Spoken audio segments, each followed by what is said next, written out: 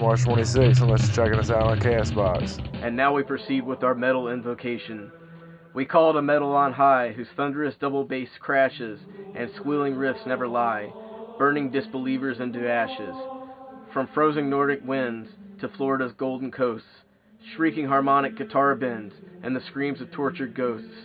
Dimebag and Dio, King Diamond and Devin Townsend, we call them hero and talk of them without end. Van Halen, not Van Hagar, and Rob Halford, Ozzy and Mike Patton. Their songs lift us up when we are low or bored. Their sun and orange amps at 11 will each one of us flatten. Friends gather at shows to circle and rule the pit, whether to see Behemoth and Nergal or Gene Hoglan bring death on his drum kit. Renewing energy glows from these songs, black, death, power, gent, and prog. Last spring and smoke rises from bongs, where long hairs bang heads in a fog. Metal is the best, we call on its power.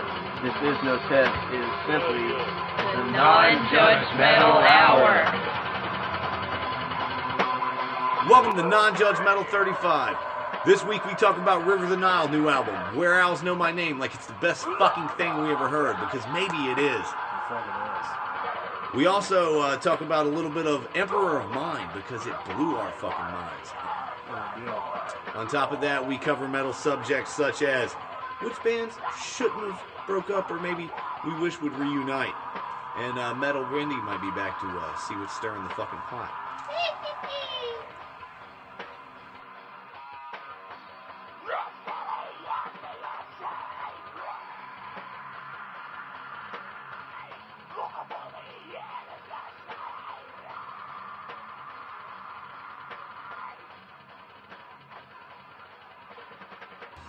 I think that, like, that old fucking Rivers and New, believe it or not, it's not better. Yeah. But I can see why they were like, look, if we could just, what would make us or what would change us into something different? The reviews I was reading from other sources said about this Rivers of Nile was saying, because dead off the bat, Non-Judgmental 35, I'm going crazy over this record, man. I mean, it is brand spanking new, and I've probably listened to it, mere days at this point, and I've listened to it at least 3 or 4 times all the way through. Just, right off the tick, Subtle Change, I think it is. Right. Let me make sure. Yeah, Subtle Change and Hollow, man, really stuck out to me. It's probably some of the best tracks. And the opener, that Silent Life, the one that was kind of a single, I first heard that on the radio, man. And I like the title track, like the actual album title. Yeah. I can't remember what the fucking name. Something about the owls. Where Owls Know My Name. That like the whole album's got good saxophone and shit in it, but at the same time, that song right there, that kind of took the cake for me. Man, this album really, to me, like, it hit on a, what I'd like to actually, like, when I thought about it and I actually listened to it the first time, I was like, man, this is the perfect album when I think of the words non-judgmental. Because, like, when I was trying to tell people about it, I was like, man, you ought to check this band out. I've been hearing a track on the radio, and I've heard a few songs, and I'm going to pick it up when it comes out. I was like, man, it's got a fucking saxophone in it, but it's death metal. And they're like, that doesn't sound very good. And I'm like, nah, man, open your mind up. The whole concept, non-judgmental, like, don't pick it up and just put it back down. You actually give it a listen, man, and blown away. And you're right. I think you're absolutely right. Like, even the review said, like, while this band was good before with their previous releases, they have found their calling with the musical stylings on this. Like, they went a little experimentational, and, they've brought out something, like, they've hit that click, that stride for them. And man, I think this record's a masterpiece. Like, I think this will be the album these cats are known for, because it's solid all the way through. I think so. Yeah, like, I mean, it's got, like I said, that Subtle Chain song, man, it's got those slow drives to it, and that, like, it kind of, it's like 8.5 minutes, man, and it's, it's slow, and then it's fast, and it's heavy, and then it's got that slow groove and that, like, jazzy sound, man, when the sax kicks in, and it's so relaxing at that point, man, and then it comes back with the intensity, and I'm hearing that, and I'm like, it holds all the best parts of metal that I like. Like, there's a lot of death metal bands out there. It's one of the most generic genres you can find. You can find a lot of, there's not a Cannibal Corpse for every band out there. There's certain ones that hold that special appeal. Right. But a lot of death metal just kind of hits a stride and stays. It's very generic with, and I hate to use that word like that, like stock, but I think I use it too often. I think I do too, but in this, I think it's the best term for what I'm describing right now. Is like when I say generic death metal, people know it just doesn't have that it factor. This is death metal with that fucking it factor. Like anything but generic. Yeah, It's completely inventive and imaginative. Yeah, this is contender for album of the year for me, and it's only March. So let's see, what they're if the rest of the year holds better releases of this, we're in for a fucking ride. Like that would be crazy if it goes against that Vitalism record, because Vitalism has that one song on there. I think it's Uma O, something like that. But that's that one with the saxophone in it with. I've heard horns in metal before. Like a lot of people like the term avant-garde metal comes up because there's a band I like, Dog Fashion Disco. Like they'll have certain songs that are kind of like groovy and that weird industrial, awkward thing. But they'll have some songs that are heavy with screams and, just real intensity to it. And their last couple albums, they've integrated horns into that. Right. And that, dude, I love it. Like, that's incredible to me. Like, I've heard it before, but the way it's implemented here, man, like the saxophone leading into guitar solos, I mean, it's beautiful. And then at the same time, man, it's heavy. You want to slam down to it, but it also, has like that mellowness to it, man. And Angry Gordon was actually going to be on here and talk about it, man, because he feels the exact same way. He's been pushing this for a couple weeks. He kept saying, man, did you hear this song? Did you hear this song? And finally, I heard it on the radio, and I gave it another listen to, when I can kind of get some time to myself. And now with this record, like, I'm fucking in love with it, man. And he's actually getting a chance to go see them here in the next couple of weeks. So we're going to hear about that. Hopefully that'll go pretty good. Goddamn diabolical. Yeah. But yeah, man, definitely a recommendation from Non-Judgmental, Rivers of Nile, or Owls Know My Name. McGruff picks off of it, Subtle Change and Hollow. So, absolutely solid record.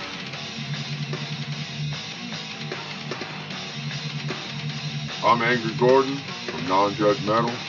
You can check out Non-Judgmental on Facebook, Twitter, Instagram, and now iTunes. Holy fuck. Yeah, it was fucking good.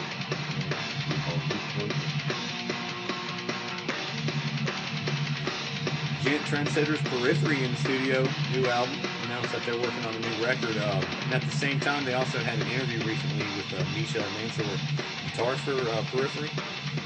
And it was interesting because we talk about sometimes like, musicians and like the money they make and right. they do this for a living. And that interview was actually cool because it's very... it was eye-opening for someone like me who knows a little about the music industry, but not a whole.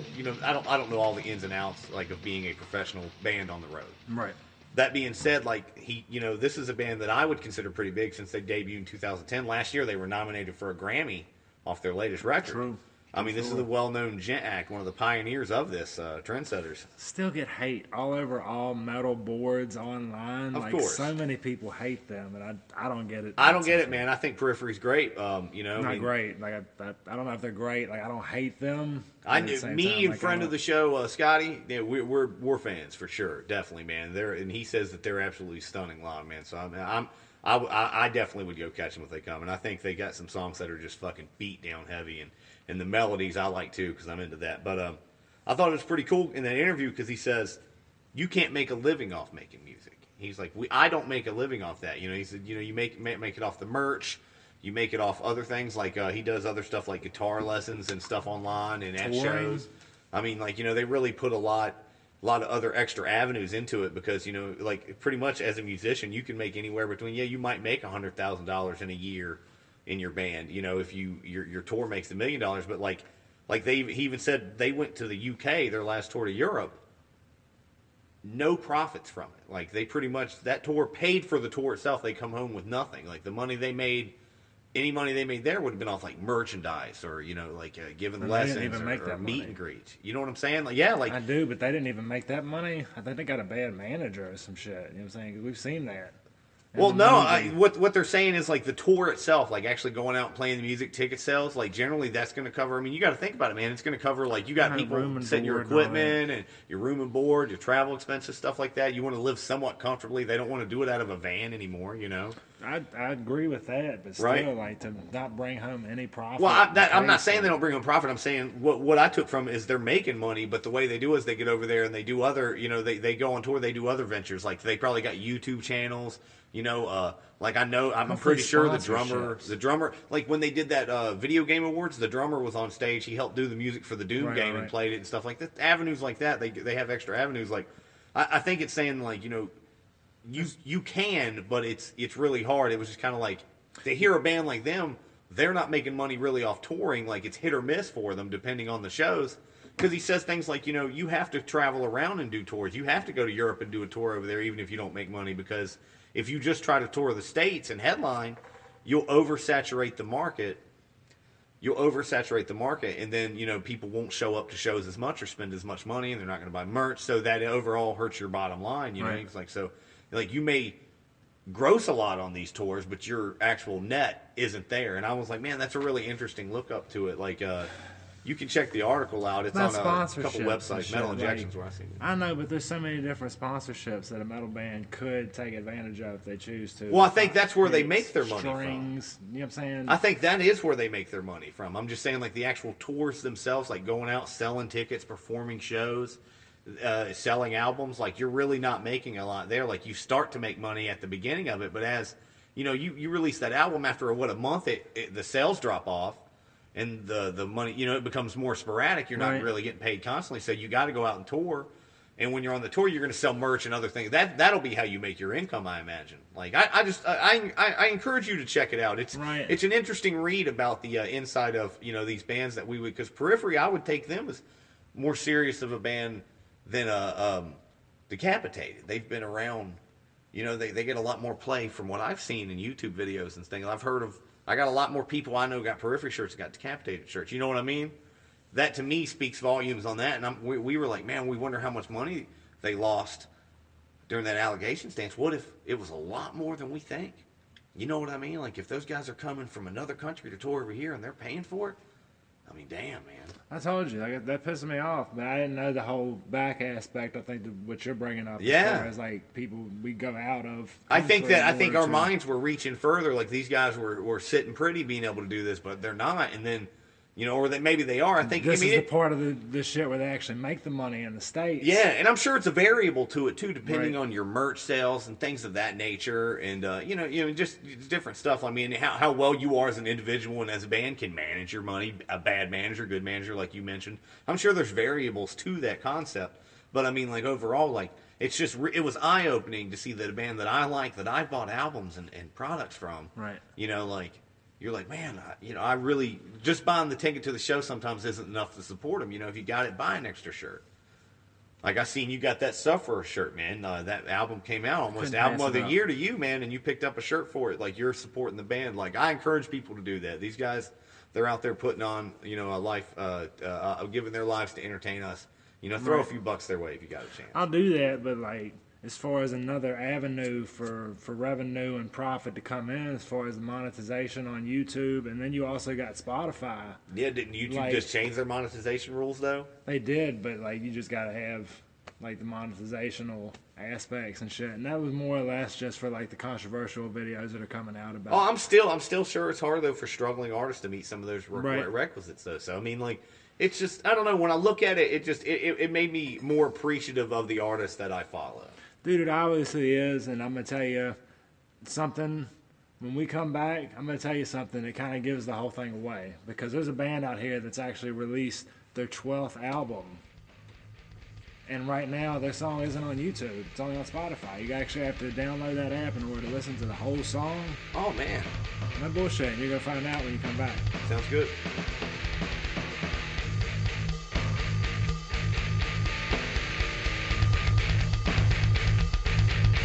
Anyway, thanks for checking out Non-Judgmental. Once again, we're always appreciative of having you here, and be sure to check out our friends Terry and Savannah over at the Star City Punkcast.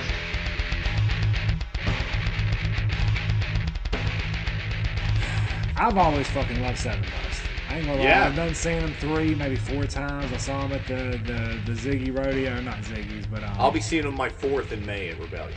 did I ever tell you about the disco rodeo shit? I can't remember where the fuck that was, but like it was raining outside and they came outside and gave us a hard time, and like we just hit some keef out of a bowl and shit, and like we were so high, like all 3 of us that were there together just could not stop geeking. Everybody is so fucking mad and cussing and like saying they'll never see this band again, and like us 3 are just laughing our fucking faces off because it just seemed like it was so unusual, but at the same time, like, what the fuck are we doing here anyways, you know? But Sevendust just released their 12th album. Oh, yeah, man. Or I don't think it's out yet, but I think it's coming. Right. They just announced their 12th album. That fucking, like, the part that I heard on there, because I don't... You talking about Dirty? Yeah. Dirty. Really melodic. Oh, my God, dude. I listened to it today. More metal than what it used to. It almost seems like it's going back to that new age of new metal. When new metal... Did you like listen to their Sevendust- last record? Oh, I think it was... No, Kill it the went Flaw? Alpha. No, remember I got stuck. I got caught in that Time Travelers and Bonfires, and I was all about psychedelics and shit for a second. Because I was almost. We on might that have whole to aspect. pause and listen to a track off that, man. One of the singles off that. Thank You, man. That is one of the best songs I think they've ever wrote, man. And I saw them play that live, and just how he interacted with the crowd and how like the vocals went with it. Right. I mean, dude, it's inspiring, man. And we might have to check that out. And I want to get your opinion on that. As a Sevendust fan, that's great. But like as far as albums, would you consider like that album to be closer to Alpha than to, I guess, what is that other one? I'm trying to think. I might be saying the wrong fucking name in the first place. Then they have one that was like... I can't even name all their albums, man. I know that everything I've ever heard from them has been consistently good. I know they were a band that kind of dropped off for a while, but kind of like some other bands out there, they were able to rejuvenate their career and come back on their own terms. And I fucking have always liked Sevendust, man. I've seen them, like I said, 3 times. Like you, I actually saw them. The first time I saw them was with a band called Element 80, which had a badass name because Element 80 is like Mercury on the periodic table. Right, it's super heavy. Which is the heaviest metal, yeah. So that shit was clever. And they were pretty decent live. Decent. Therefore, I think it was a little bit of... They put out like a really solid, good new metal album, man. And then like... They put out a couple other ones as independent releases on their own, and they weren't as good, and they just kind of dropped off. But they were that first album was actually, I've went back and listened to it a few times. Like, man, it's got some catchy tracks on there, and it's got some decent grooves, man. Not a bad record, Right. But yeah, I saw them with them and Il Nino, and I saw them on the first and last day of that tour, man. And that was just some of the best shows. Sevendust to me.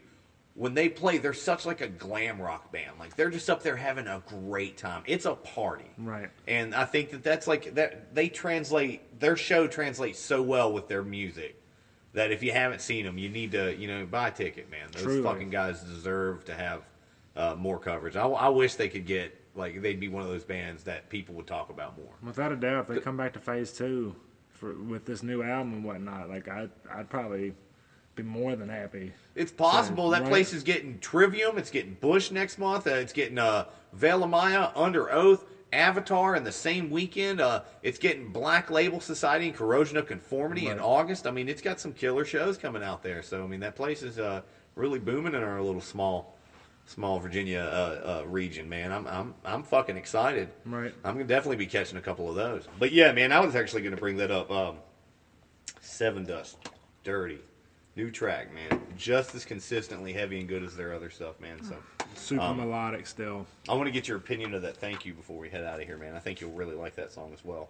It's got some killer screams in it. Like that, it was very surprising to me. Lejean's one of the best vocalists on stage. Oh, man. Hands down. Like, he makes you feel it when he's singing. Even if it's Angel's Son or some shit. Oh, God, you're going to feel it.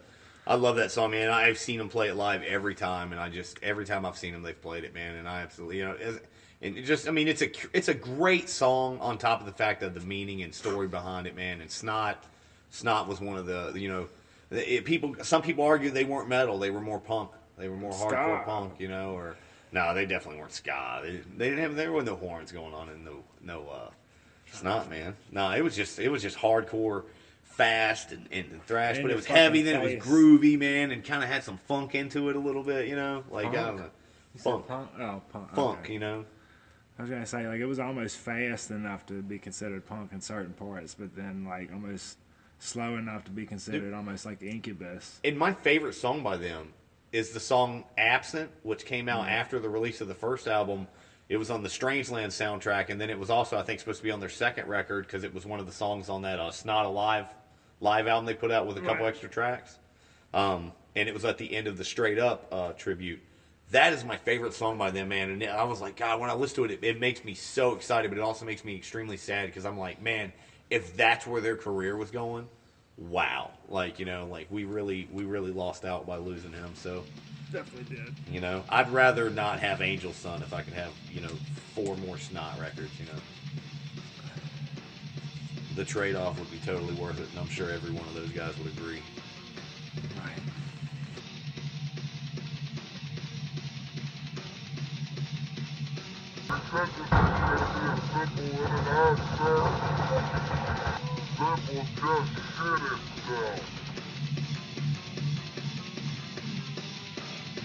Non-judgmental. Be sure to check us out on Facebook, Instagram, Twitter, Castbox, and Spreaker.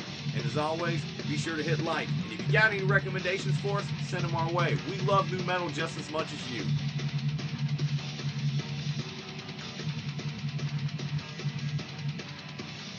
New metal this week, man. We've talked about Rivers of Nile. Go fucking get it. We've talked about the new Sevendust Dirty. Check them out if you get a shot. You know, cross your fingers they come to your town. Check them out on the festivals. They're playing almost all of them. Also announced new this week. Not a fan of it, but we are non-judgmental. Five Finger Death Punch announced a new album. Injustice for None. None. Zero. Injustice for None. And somebody told me that I read comments where people were like, "What the fuck? That's an obvious play on, you know, Metallica's Injustice for All."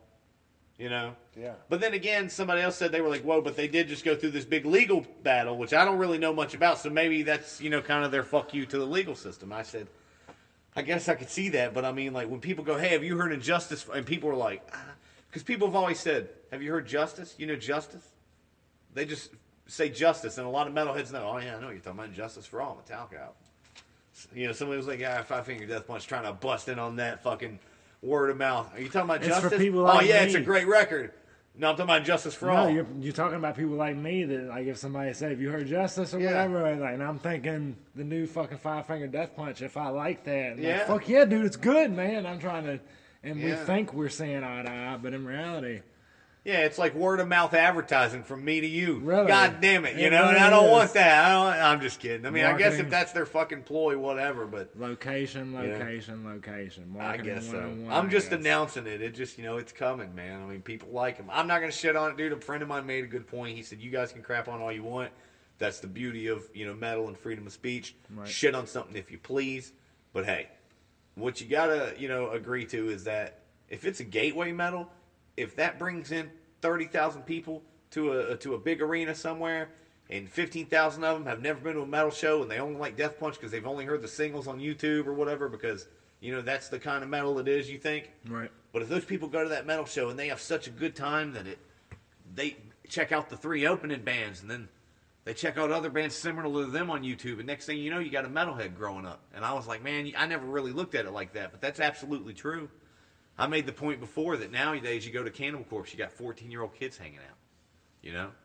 Like, it's a different world than it was when I was a kid. And, hey, you know, dude, if that's what happens, I can't complain about that. If those kids started because they went to go see Death Punch but ended up, you know, at the Slayer show, man, then metal did its job, right? I don't know if metal did its job or if the parents played enough metal and didn't allow, like, K92 and fucking JJS and all these fucking radio stations to dictate what their kids consider to be great music. It's true. You know? I mean, yeah, parents have a lot of dictation in it. Luckily for me, my parents were into rock music and all the time. Right. Growing up, I was very heavily exposed to it, you know. Also, you know, grunge and punk and a lot of other things. I was very fortunate, but you're right. A lot of people aren't in that position, and they don't get that alternative. I mean, you were talking about that earlier there. What? Just about, like, having that exposure to music. Like, you know, we were talking about, because we heard, actually, old Smashing Pumpkins was on the radio when we were on our way over here. And I was like, you know, because they're doing a tour, I hear. And I was like, man, I'd go see that if it came near. because I grew up on it. You know, it'd be nostalgic as hell just to go catch that. If it came and it was reasonable for me to go, I'd probably do it. You know, I'm not gonna bullshit. It's just like going to see the Foo Fighters or something like that. Fuck to me. no, you're crazy. Oh no, I'm saying it bands from that era. I don't mean in quality. Oh, no. Okay. I was making sure I was like, don't you? Nah, Okay, dude, Dave okay. Grohl, metal as fuck. I'm all about it, man. I No. was about to Sonic say. Highways, dude. Check that documentary out. This shit's great. Right. No, I don't mean like that, but I mean like that nostalgic era from the 90s, even though it's not metal. I mean, just like going to see Primus. Primus, that's questionable if it's metal. I think they're pretty heavy, but they got a lot of songs that obviously aren't metal. Choices, though. Smashing choices. Pumpkins, Smashing Pumpkins, or Bone Thugs and Harmony? Smashing Pumpkins. I'm going Bone Thugs, bro. I'll see Well, you that's later. cool, man. Next Have a week. good time having Man. having a field trip to your fucking childhood, dude. Have a great time. Definitely, that's what it's all You know? about. But I don't know. Are you slightly biased just because of Billy's obsession with wrestling and shit? Like I know y'all share that common interest and whatnot, and even No, Tony- not at all, man. I mean, I enjoyed their music growing up, man. Interesting. He's the owner of TNA Wrestling now. No, he's not. Didn't he like there was a lawsuit and Yeah, shit? He did talked not- about he on didn't win. Rogan. He didn't win. I don't think Oh, he so won. he was within it. at Yeah, the he time. must have been within it. I'm pretty sure he My did bad. not I'm win saying that like it lawsuit. seemed like that's the reason he could talk about it is because I'm pretty sure he started his own thing afterwards, or got involved in somebody else's. I kind of wish he had. Like, TNA's, man, that shit sucked for, like, fucking the past 10 years, man. I haven't watched it in a decade. Like, no bullshit. And every time I'll be like, as a wrestling fan, I really need to sit down and just suck it up and try to give this other promotion I immediately am just like, why am I wasting my time with this bullshit and not watching Ring of Honor? Because there's fucking, WWE's on 5 times a week, dude. It's on, like, Monday nights, Tuesday nights. You can watch NXT on Wednesday, dude. I mean, you know, I'm sure they got something on fucking Thursday or Friday on whatever, blah, blah, blah. SmackDown. Yeah, it's on Tuesday live now. No. Yeah. It is live now. Live. It comes on live on USA. Same channel as Raw. Like, it's just, you know, it's got its whole, they got their whole Monday fucking and thing. Tuesday back to back, live to live. Monday, Tuesday, Wednesday, they got wrestling on. Wednesday, you watch NXT. It's on the network, though. But, I mean, it's solid. NXT's fucking great. One of the best hours of wrestling each week. I'm no bullshit, man. Like, they fucking got the, obviously, I mean, to say they have the market corner would be an understatement. But I'd rather watch them Ring of Honor or watch some, you know, I watched fucking Wrestle Kingdom this year. I mean, I like to watch the Japanese stuff, too. And, I mean, there's a lot of good wrestling out there, but TNA, man, not for anybody. I can't do it. To me, it's that shit sour. Every once in a while, they'll get somebody there I like too. Like I really like that fucking Pope, Elijah Burke from fucking WWE. He used to be in WWE, and he went to TNA, and then D'Angelo De Niro is what his name was. I think they called him, or Pope or some shit. TNA. I like that guy, but I couldn't even sit through that shit on there because I just was like, man, they ain't gonna do with this guy like what I want with him. Because I fucking think TNA is just garbage shit. I'm definitely judgmental on that shit for sure. ECW is still a part of WWF though and shit. WWE. They own it, but it doesn't run anymore. Okay. No, they So there's brought no it back for a ECW revival, championship. man, but it wasn't. It obviously wasn't what it should have been. We don't have the Mick Foley anymore. Like one person, I think that can really. Do we have any type? I mean, of they had hardcore? some decent hardcore matches in it when they did it, man. They had some blood shit. I mean, it started off with RVD as like their inaugural champion, and he was an ECW original guy. They started off having Sabu and some of those original cats on the roster. Right. But I mean, it wasn't the same like it was before because it was struggling. These guys had to go out and promote, and now they were given handed restrictions and storylines. It just wasn't the fucking same. Piano and all that shit. Like, But I Don remember Elias- I watched one live because they did it live after they did SmackDown tapings back in the day because Right. they did SmackDown on Tuesdays and at 10 ECW would go live on Sci-Fi Channel. And I remember watching it and they had like Mark Henry and Kane or some shit doing a like Extreme Rules match, man, and there was like fucking flaming tables and shit like right there on TV. I mean, they did beating each other with weapons, so it's pretty good. Sexual Chocolate still in it? He retired like this year or last year. He come back and won the world fucking championship and No shit, man. fucking One of the best way. heels in like years, yeah, dude. Because he came out and he was like, Mark Henry. yeah, he pretty much came out and was like, I don't understand why I don't get title matches. I'm a badass dude. Look at me. I can bench press a truck. And Randy Orton was like, I'll give you a championship match. Everybody was like, oh, this is just one of those random matches he's going to do. And Orton went to RKO him and he was like, get the fuck off me. Bam.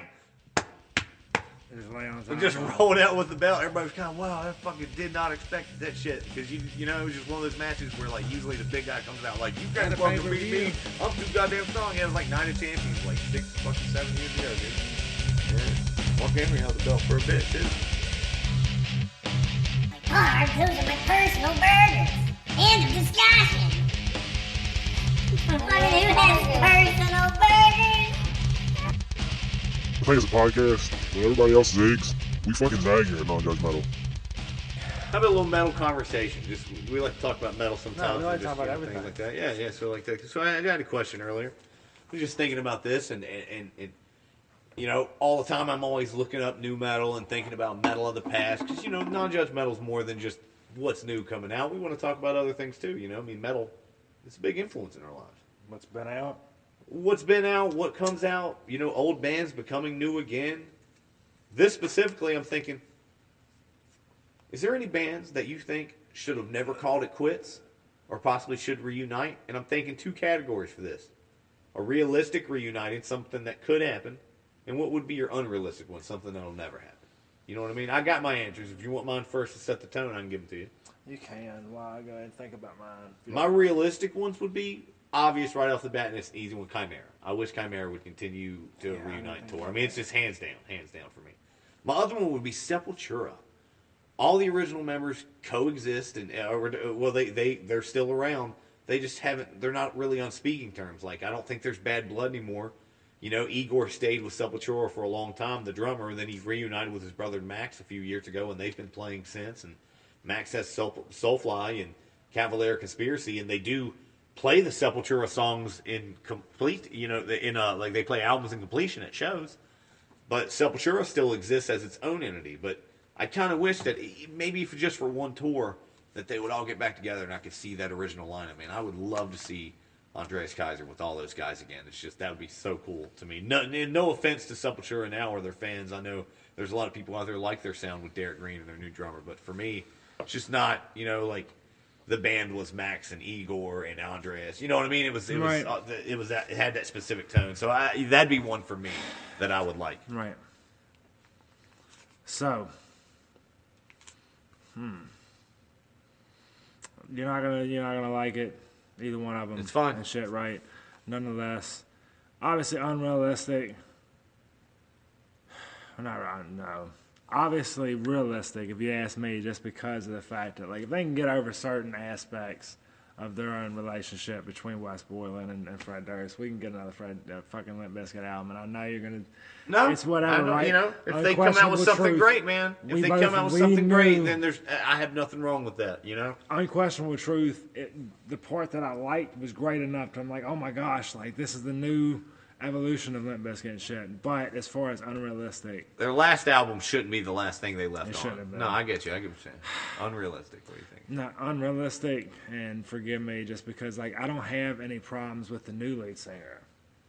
Ooh. But I want the original lineup of Drowning Pool, just like one more song and shit. Man, like, dude. forgive me, man, because I know. No, dude, that's cool. I saw him live with Dave Williams, and man. I want to fight He was you over it. moshing in the fucking pit with us. It was crazy. If I fight you over it, it doesn't fix anything. It doesn't make, you know what I'm saying? But at the same time, like, I'm jelly over it and shit. Therefore, like, They were really good, and I really liked that record when it came out. Like, and then I hear the songs with the new guy, and no offense to him, man, it's just not that great. It's not, to me it is, and I'm sure but he's such an open atheist and shit, right? So you should like it, right? And I'm just like, dude, I don't mind it. I right? bet that But, guy's like, a great dude. I don't like the way the band sounds, and I'm not a fan of him. You know, I mean, filling dude, I'm glad they got Death fans. Punch. I'm glad they're still going. Cool, those guys are great musicians. They deserve to make money. Horns up to them, but you know, they're not gonna get my ticket or my shirt buy because I got bands I want to support. No offense to them. You know, good luck to them. I hope they stay around.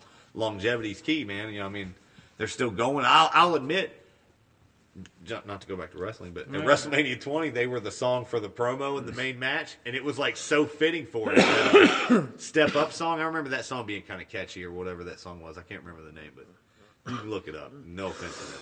Still, I remember that not being terrible, but otherwise, yeah, I get what you're saying, man. Dave Williams was a beast, dude. Like, That was a good record, dude. Exactly, but I got to see Drowning Pool live at Phase 2 and shit, Yeah. and like I didn't mind it, right? But like comparatively, I can't remember exactly who they played with now I think about it, but it seemed like I thought they got outplayed by the persons that played before them, and now I can't even remember who fucking played in front of them. That's nonetheless. All right. Yeah, Drowning Pool. Who misses? Huh? Dave Williams. Like, I you know what I'm do. saying? Like, I'm sure a lot of people that's do, one of man. those people where it's They like, still play the Dave Williams songs on Liquid Metal, man. I heard what's that song, man? It's like, I can't remember the name of it right off the bat. Tearaway or Bodies. Tearaway, it's Tearaway. Tearaway is one of those ones where, like, I if don't you hear care him about say, anyone else but me. I like that song, yeah. Yeah, man, that fucking album was decent. That Sinner, it was good. fucking Sinner. What do you think my unrealistic ones would be? I got two that I thought of immediately. Unrealistic. And I know immediately people would go, Pantera. yeah, everyone would say that right off the bat. Yeah. And of course, that's my default, so I'm That's not going to not use mine, it. though. Exactly. I'm not going to use it because that's so obvious. I'm going to hand that one to Gordon because I know that's how he'd feel. Right. You know, since in his absence, I'll speak for him. But here's my two. First one, White Zombie reunion. I would love to see it. I would go absolutely ape shit to see that a second time in my life. I got the White option to go Zombie. see Rob Zombie with Manson this summer if I want. Forgive me for being whatever I am, but like Rob Zombie and White Zombie, is there a big difference? Like Yeah. To Who? me, there's a huge one. I don't like the Rob Zombie music. I'm not a big the fan. music, as far as the people in the band. Yeah, it's different people. It's completely. I Yeah. didn't know that. Yeah, like it's not the same.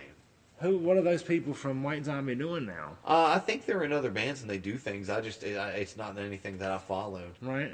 you know. But I've read like things where they just don't get along and there's a lot of bitterness. So it's just not something. Yeah, that's because ever we're gonna not a happen. techno band, Rob. Well, Come no, on. because he just kind of disappeared, man, and kind of like booted them to the side and started his own thing, you know, and kind of just left them hanging. And I I'm an think they were all artist. fucking writing music, trying to get ready for a new album. So, No. but I don't want to dwell on that one. My other unrealistic one, and same with Pantera, it's due to one of them not being with us, man. I would love.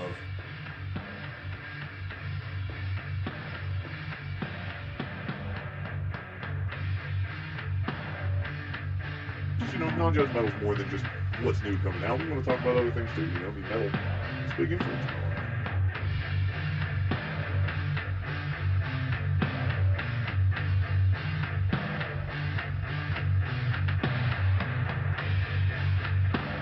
Like that doesn't sound very good, and I'm like, nah, man, open your mind up. The whole concept, non-judgmental. Like, you know, don't pick it up and just put it back down. You actually give it a listen, man, and it's blown away.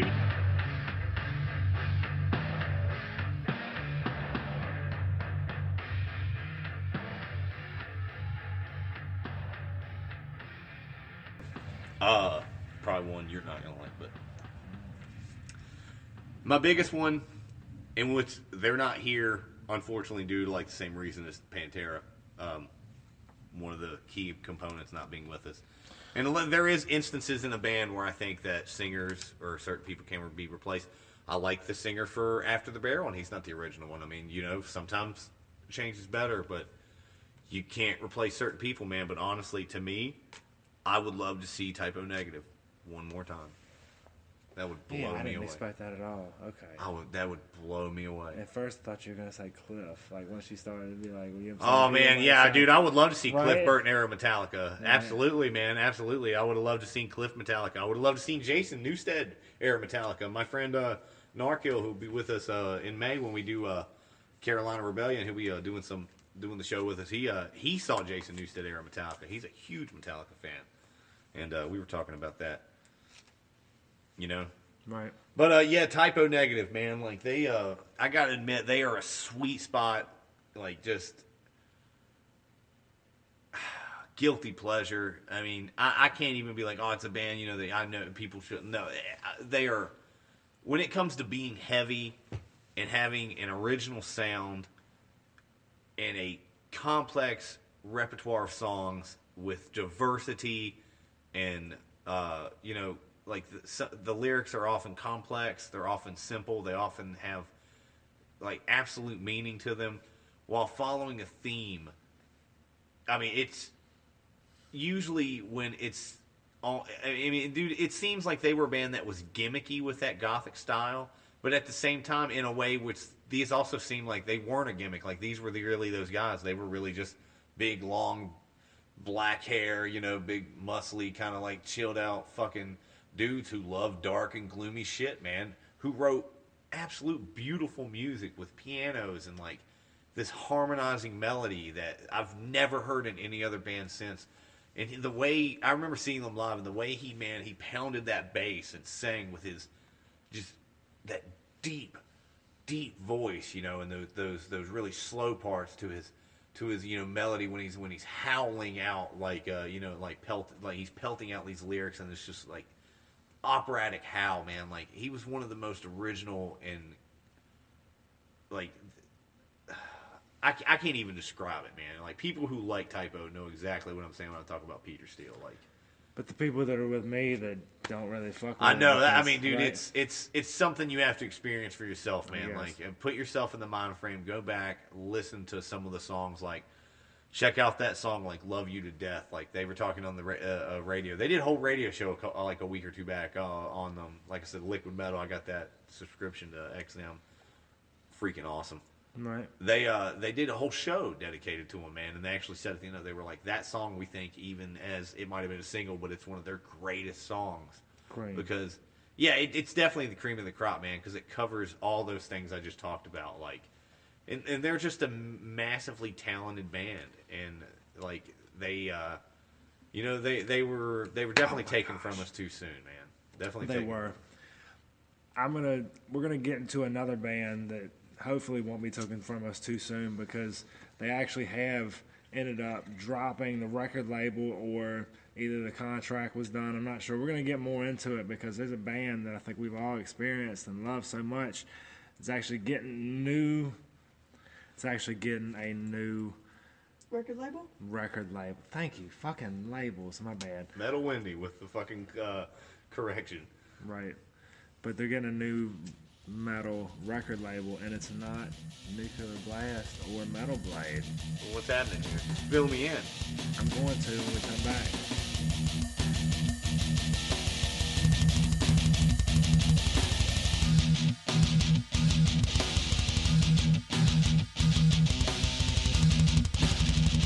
Dude, we're back, right? All right. I've brought up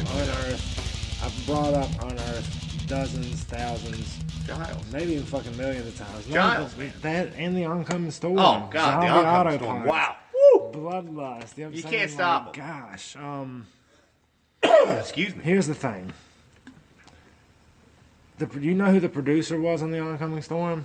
Who's that? Adam from Killswitch. Wow. Guess who's coming back to do this new record that they're going to do for the new record label? Well, it can't be Adam from Killswitch. It I'm sure he's fucking so damn busy. sure Well, is. what? It so is, dude. Adam, I don't know. I know hopefully the people on our page and shit, if you're listening to this show, check out our page, because our page actually has a video link shared to it where Adam met up with like the person right at the bar, and like got the barkeep to give him 2 shots and shit, and sat there and took a shot and told the guy like straight up, this is my part, and started ripping a solo like directly in his face, and like the dude's face melted off and shit. It's crazy. Check it out on the show notes and whatnot. But nonetheless, I think Unearth,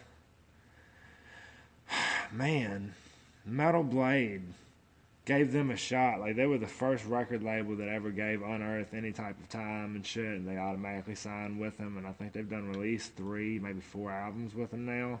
Yeah. And like, they've all been pretty solid. Admittedly, I kind of fell off of them. But with new blood, sometimes like new life begins and shit, and like phoenixes and whatnot can arise from that. And I hope that's what happens with Unearth, because I really hope that they do stay around, man, because I think that they are a treasure, and if they get their if people give them a shot, like I think everyone would generally like them in the metal genre. I think that they are a good match between like fast and heavy and groovy, and you know, because they can definitely, those breakdowns hit, man, and they got some solid groove to them, and then it'll be just, you know, hard and fucking right in your face, man. One of the first bands that gave me multiple breakdowns within a single song.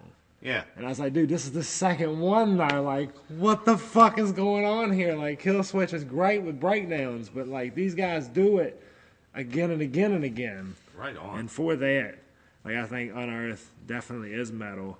Yeah, Warped Tour this year. Right. Is the Warped Tour metal. You know who's also on Warped Tour this year? Who's on the Warped Tour? Another band that's on Warped Tour due to their popularity is Necrogoblicon, who released a new video for Dressed as Goblins, directed by Metalocalypse Brendan Small. So far, it's got praise on the internet from all that have seen it. It's weird. I swear to it. Yeah. Check out Fake Loud. news.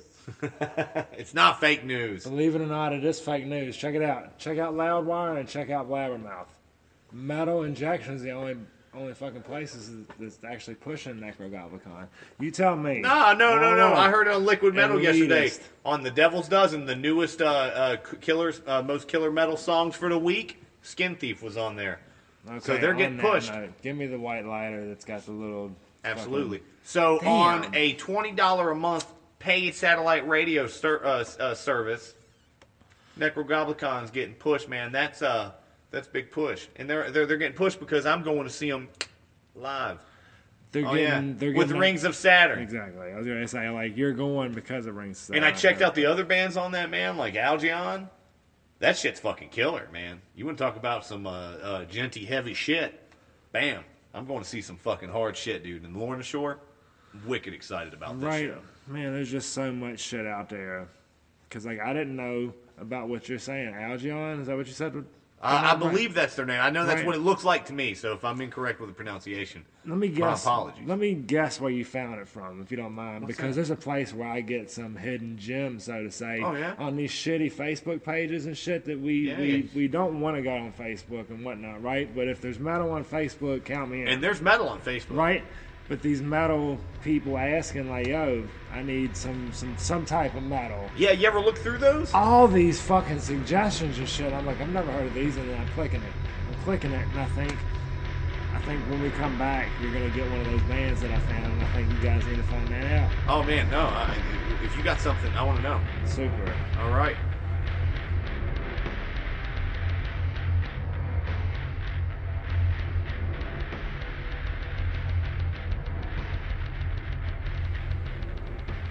Emperor of Mind.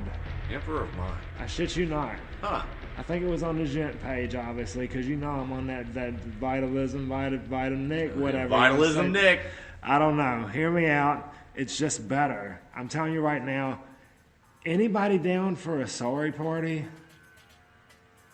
Exactly, right? I don't like. What are you thinking about that? Because it's instrumental.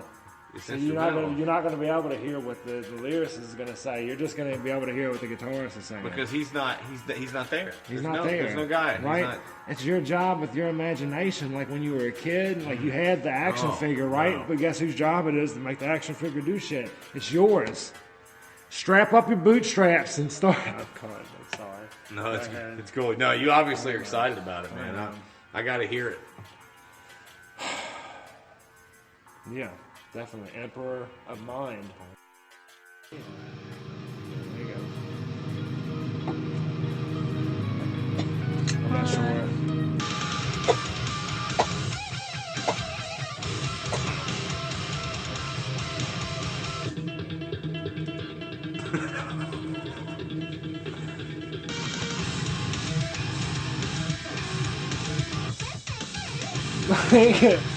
What? Choose your groove, basically, right? I got a good line to call this after this.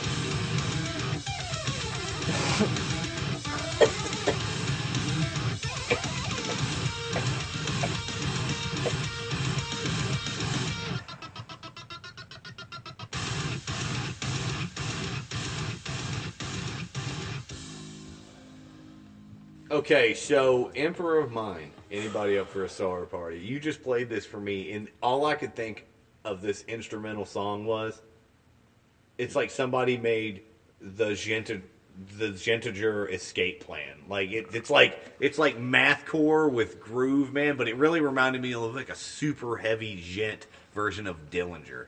It was so fucking crazy, man. Like good all the way through. And what did you say about it? I liked it the more I listened to it. In the beginning, I didn't care for it, but after probably 45 seconds in, it started to get really fucking groovy, so glad I gave it a good non-judgmental listen. Yeah, that's fucking right, man. That shit went off the chart there for a minute, but it came back and hit, like, you know, it just like took you up and down and up and down. And all around, it's like an emotional roller Oh, coaster. dude, it's you don't fucking know insane, where it's man. going to go because you can do a straight, like a 360, Yeah. or it could be a 540. You out there in internet land, take your little internet digits and type into your search devices, Emperor of Mind. Anybody up for a sorry party? I'm up for it and shit. I'm down. I'm definitely fucking up for it. If Damn that's it. a sorry party, I'll go every time. God damn it. You know, consider me a soft little bitch.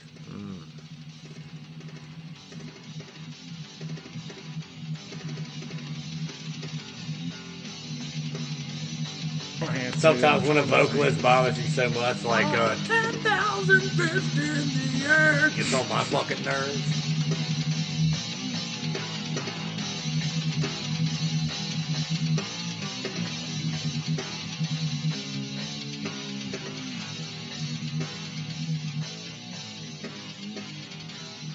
Wait a minute, are you trying to say Korn's metal? No. Shoots and Ladders? That felt like a metal song to me. Going around the posies. We're listening to Blind on the way over here. Yeah, it is. Album's good. It's a great album. Classic. Like, Shit, it's a fucking good record. out of 35 episodes, it's been brought up a whopping 24 times. It was. I mean, It's it's one of fucking those, historical, right? man. Yeah, it's fucking Goddamn. solid, dude. So many people like it. It'll probably get brought up another 24 by the time we're done. Dude. Here comes Metal Wendy. Stirring the pot? I think so. She probably wants to know. Is it fucking metal or not? What's up, guys? What is it now? What is it this time? Oh, I'm Fucking here. Devin. I'm here to bring the fight. Well, yeah, you can ask us if Motley Crue is. You know it is. Why would you even say so? I mean, I'm Pinch. saying I see you motherfuckers just sitting lively with smiles on your I'm face. judgmental. I'm judgmental. That's what I am. Judgmental. I gotta bring Especially the, right now. I gotta bring the shit. What's metal? Kiss. If he didn't try to fucking monetize the whole fucking horns thing, I might give him a pass just because of Detroit Rock City and for what Kiss does the fucking old Jews and shit. McGruff, Like, does hate the to say- trademark scar him for life? It doesn't help his favors. At all. But I'm trying to be fair about this I am assessment too. I hate to because say it. they were very what would be considered glam metal or shock rock Glam for that what? time. Or shock what? Glam metal or shock rock. And Oh, here's okay. here, listen, Okay. because this actually debates a little bit of a discussion, and here's why I say, because look at the concept of it. People say Kiss isn't metal; they're rock and roll. They even wrote the song, Detroit Rock City, rock and roll all night. But that's at a time. Was heavy metal like a all universal term in 1973 when Kiss were rolling around with this shit? You know what I mean? Like, were people talking about heavy metal? I mean, Black Sabbath were new. Those bands were new. Iron Maiden and those bands, they were there. But that was these at the time. It goes into something I wrote earlier. I'm glad you brought this up because is metal today what rock was in the 50s and 60s? And here's my point. Check it out. Because when rock and roll was what its thing was, it was controversial and shocking, and it's going too far. I mean, you're taking music too far. You're taking it out of the safety of what we want. And then here come, Black Sabbath with his down-tuned guitars, and that led forth to Iron Maiden, Judas Priest, AC/DC, all these rock and roll bands. Back then, man, I think they were metal. I think Kiss is metal. When they came out, they were metal. They would be rock and roll now, hands down. But when they came out, heavy metal. It was in the birth. Metal. First and foremost, it's not heavy. It's not heavy. Well, I mean, at the time, it was heavier than anything that No, existed. it's just We I didn't don't have know. that, man. I don't know, man. You still had fucking wasn't. Black Sabbath was already there. Yeah, I'm not saying that, but I'm saying like out of that vein of rock and roll. Guns N' Roses and shit. No, like, that was in the 80s and 90s, man. The Kiss has been around since the early 70s, man. Early 70s, Kiss, Blue Oyster Cult, Black Sabbath. Judas Priest, fucking Led Zeppelin, like, all these bands with these extensive Iron careers. Maiden. Like Iron there was so Maiden, much that's better later out on. there. That was. Yeah, but Kiss was around a little bit before these guys. So where are we at right now? I'm gonna have to say, beginning days Kiss, they're metal by default because they were one of the fathers of the genre.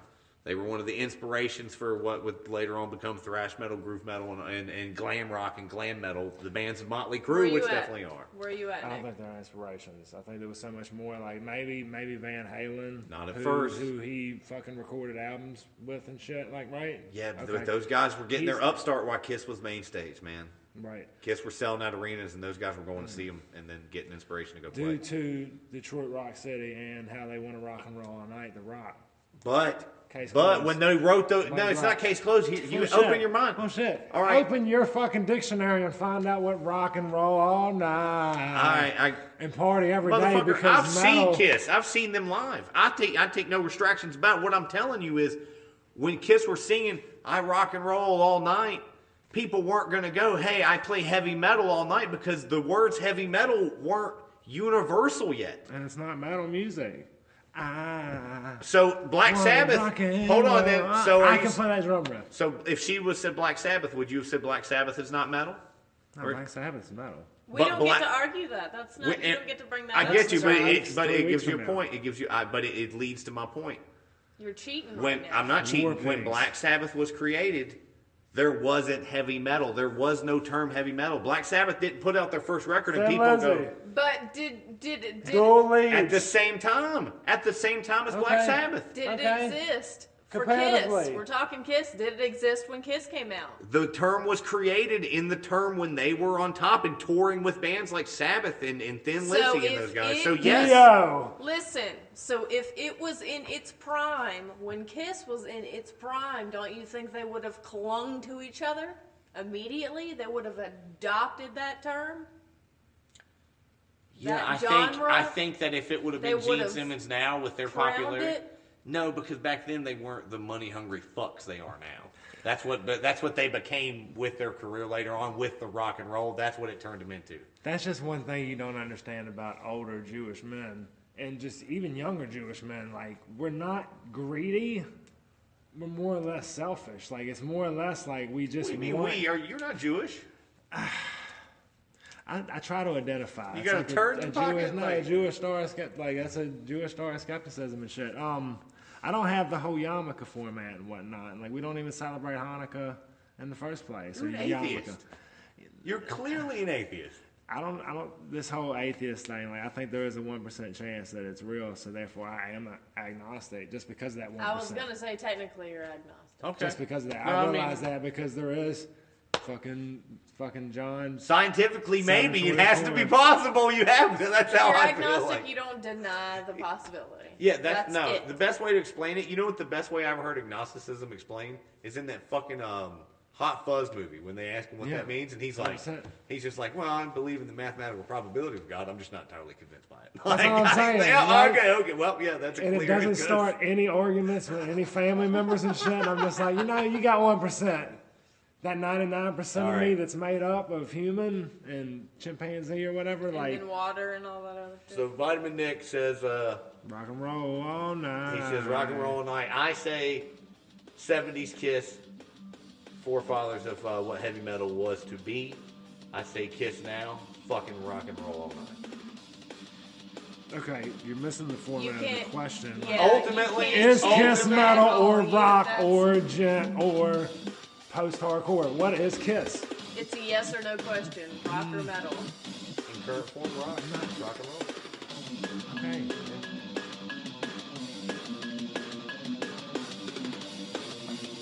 Keep it all. I want to ask this to the internet. I do too. Internet. I do. I want to ask them.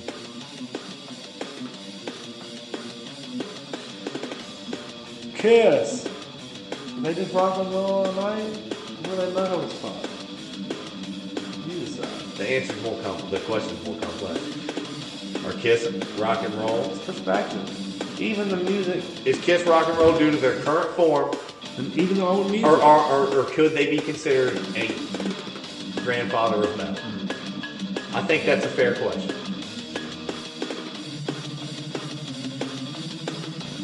Anyway, thanks for checking out Non-Judgmental. Once again, we're always appreciative to have you here, and be sure to check out our friends Tara and Savannah over at the Star City Punkcast. I'm not going to say it. It's very I know where you're going. That's what I was going to say. if it had a dick, I'd suck it. One of those. Dude, think about it. We do this all the time, and he pieces together like fucking coherent things out of this chaos. We got a good producer.